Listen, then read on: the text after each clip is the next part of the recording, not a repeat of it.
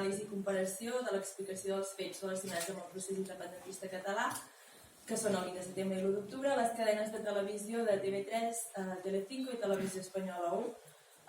Vaig decidir fer aquest treball perquè englobava dos temes que són molt actuals i que ens toquen a tots molt de prop, com són el procés independentista català i la veracitat i l'objectivitat de la informació que transmeten els mitjans de comunicació, que estem rebent constantment. Per fer aquest treball vaig escollir dues dates que considero que són claus en el procés independentista català, com són el 20 de setembre, que és quan s'intervé a la Conselleria d'Economia, i el dia 1 d'octubre, que és el dia del referèndum, i les tres cadenes escollides són les tres cadenes amb més audiència de tot l'estat espanyol, i considero que la part més important del meu treball de recerca són les conclusions, ja que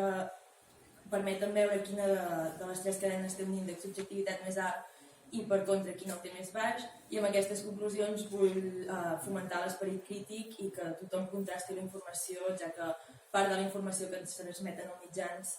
està manipulada. Moltes gràcies.